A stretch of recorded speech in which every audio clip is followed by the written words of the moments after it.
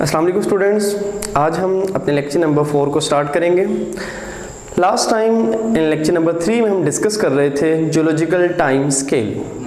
Zoological time scale में हम पढ़ रहे थे कि different individuals different time scale में किस तरह डिस्ट्रीब्यूट हुए हैं। अब हम जूलॉजिकल टाइम स्केल के नेक्स्ट मीन के लिविंग वर्ड इन टाइम से आगे living organism in the earth वो डिस्कस करेंगे। मीन के living organism in the space, ये चीज़ डिस्कस करेंगे। Living organism in the space हम बात करते हैं variety of organism are found on the earth. Different individuals ज़मीन पर मौजूद हैं। ये इंडिविजुअल्स आपस में एसोसिएट भी करते हैं, तो इसके लिए हम मुख्तलिफ टर्म्स को जो लिविंग वर्ड इन स्पेस में डिस्कस करेंगे। हमारे पास पहली टर्म आ रही है symbiosis. Symbiosis is the association between two organism. दो जानदारों के दरमियान एक ताल्लुक सिम्बियोसिस कहलाता है। अब ये सिम्बियोसिस के हमारे पास 4 डिफरेंट टाइप्स हैं। उनमें से पहली टाइप है कॉमन्सलिज्म। कॉमन्सलिज्म एक ऐसी टाइप ऑफ सिम्बियोसिस है जिसमें हम बताते हैं कि दो ऑर्गेनिज्म में एक ऑर्गेनिज्म बेनिफिट हासिल करता है जबकि दूसरा ऑर्गेनिज्म को ना फायदा होता है ना ही उसको नुकसान होता है। दूसरी type of the symbiosis that is the mutualism.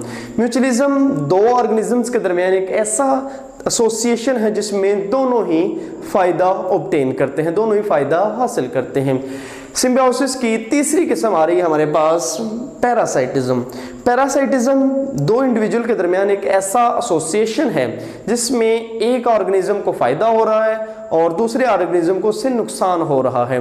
Parasitism का दूसरा नाम हम देते हैं होस्ट पैरासाइट रिलेशन, जिसमें होस्ट से पैरासाइट फूड भी ले रहा है, शेल्टर भी ले रहा है और बदले में उसको नुकसान पहुंचा रहा है। हमारा चौथा रिलेशन है predation. Predation is the predator prey relationship, जिसमें one organism kill other organism. एक जानदार दूसरे जानदार को किल करता है, उसको खाता भी है। प्रीडेटर प्रे रिलेशनशिप डिपेंड करता है प्रीडेटर के माउथ और प्रे की बॉडी साइज पर। नेक्स्ट हम बात करते हैं कि living word in space. Space की बुनियाद पर हम कहते हैं कि लिविंग ऑर्गेनिज्म को स्पेस पर हमने डिस्ट्रीब्यूट किया। अब स्पेस पर उनको फर्दर हम डिस्ट्रीब्यूट करेंगे on the basis of their climate, जिसमें हम बताएंगे कि हमारे पास नेक्स्ट एक टर्म आ रही है वो है बायोम। बायोम क्या है? A large regional community which is primarily determined by climate.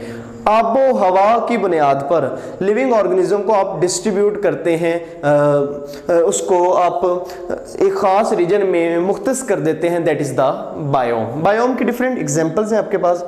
Aquatic ecosystem वो एक बायोम है, टेरेस्ट्रियल इकोसिस्टम वो भी एक बायोम है, इसी तरह टेंड्रा इकोसिस्टम वो भी एक आपके पास बायोम है। हमारे आज के टॉपिक आज के लेक्चर का दूसरा पार्ट है और उसका दूसरे पार्ट का टॉपिक है बायोलॉजिकल मेथड। बायोलॉजिकल मेथड एक ऐसा मेथड जिसमें बायोलॉजिकल प्रॉब्लम को सॉल्व किया जाता है, वो बायोलॉजिकल मेथड कहलाता है। बायोलॉजिकल प्रॉब्लम्स कौन सी हैं? अब हमारे पास बायोलॉजिकल प्रॉब्लम एक डिजीज हो सकती है, जिस तरह आज के दौर में दुनिया में सबसे बड़ी जो डिजीज है वो है कोविड-19, जिसकी वजह है कोरोना वायरस, और इसको हम कोरोना वायरस डिजीज भी उर्फ आम में कहते हैं। बायोलॉजिकल मेथड एक ऑर्गेनाइज्ड मेथड है। बायोलॉजिकल जो मेथड है ऑर्गेनाइज्ड मेथड, इसमें डिफरेंट स्टेप्स हैं। बायोलॉजिकल प्रॉब्लम को एक डिफरेंट स्टेप्स में सॉल्व किया जाता है। हम उसको विदाउट एनी ऑर्गेनाइजेशन के बगैर हम सॉल्व नहीं करते। तो आइए हम देखते हैं कि बायोलॉजिकल मेथड में जो डिफरेंट स्टेप्स हैं उनमें पहला स्टेप आ जाता है ऑब्जर्वेशन। बायोलॉजिकल मेथड का पहला स्टेप ऑब्जर्वेशन, जिसमें हम किसी भी चीज़ को ऑब्जर्व करते हैं, किसी भी डिजीज़ को ऑब्जर्व कर रहे हैं। ऑब्जर्व करने के लिए हम अपनी 5 सेंसेस को इस्तेमाल करेंगे। उनमें से पहली सेंस आ जाएगी हमारी विजन, हम देखते हैं उस डिजीज़ को, फिर हम उस डिजीज़ को हेयर कर रहे हैं, फिर स्मेल करते हैं, उसके अलावा हम टच और टेस्ट से भी अब चीज़ों को ऑब्जर्व कर सकते हैं।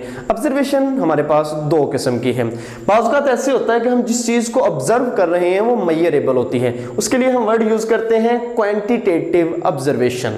ऐसी ऑब्जर्वेशन जिसको मेजर किया जा सके, मिसाल के तौर पर हाइट है, हम उसको मैयर कर सकते हैं, कलर है हम उसको कलर है जिसको हम मैयर नहीं कर सकते। इसी तरह क्वालिटेटिव ऑब्जर्वेशन, ऐसी ऑब्जर्वेशन जिसको हम मैयर नहीं कर सकते। मिसाल के तौर पर इंटेलिजेंसी है, हम मैयर नहीं कर सकते उसको। इसी तरह जो है टेस्ट है, क्या कितना टेस्ट है हम उसको मैयर नहीं कर सकते। ऑब्जर्वेशन के बाद बायोलॉजिकल मेथड का दूसरा स्टेप आ जाएगा हाइपोथेसिस। हाइपोथेसिस क्या है? हाइपोथेसिस में हम देखते हैं कि कोई किसी चीज को हमने अपनी 5 सेंसेस की मदद से ऑब्जर्व किया, देन उसके बारे में कोई बात कह दी, वो है हाइपोथेसिस। हाइपोथेसिस क्या है? Tentative explanation of observation.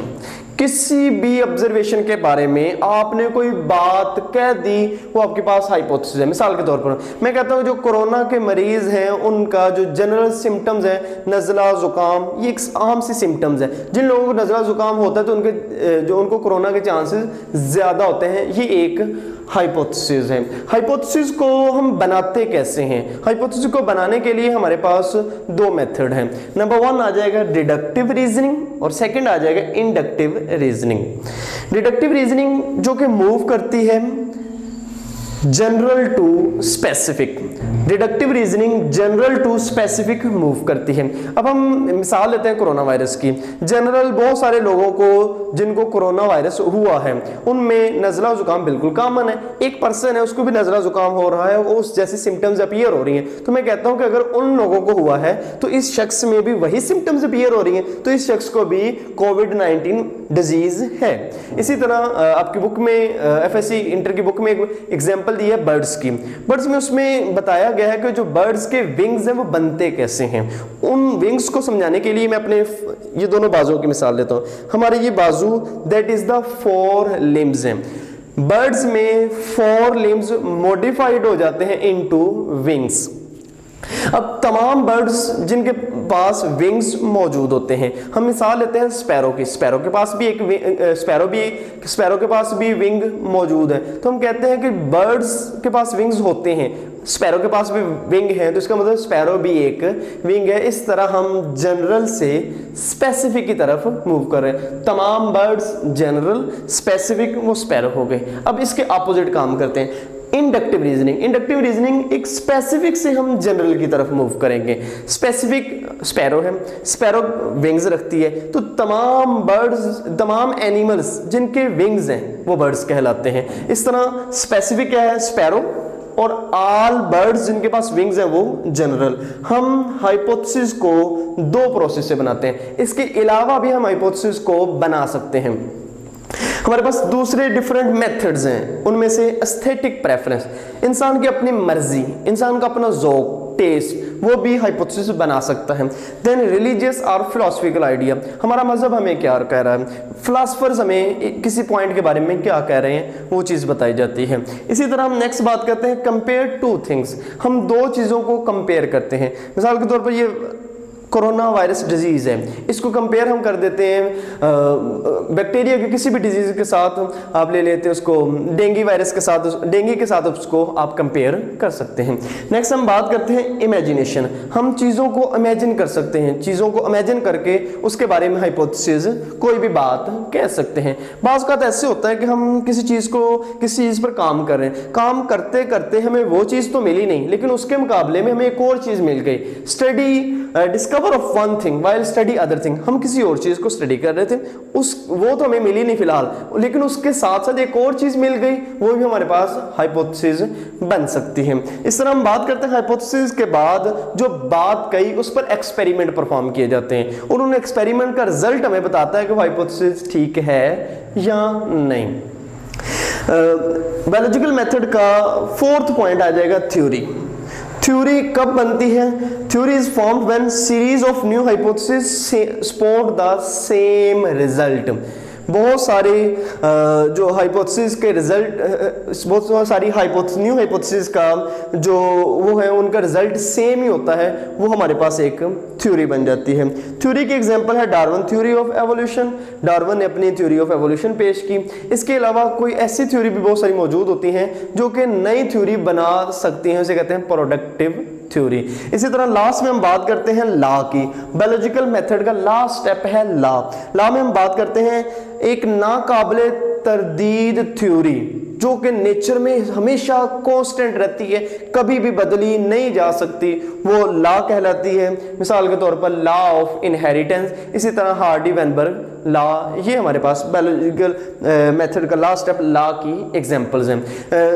Students याद रखिएगा बायोलॉजिकल मेथड के इन स्टेप्स को इस्तेमाल करते हुए हम बायोलॉजिकल प्रॉब्लम को इजीली सॉल्व कर सकते हैं। Thank you.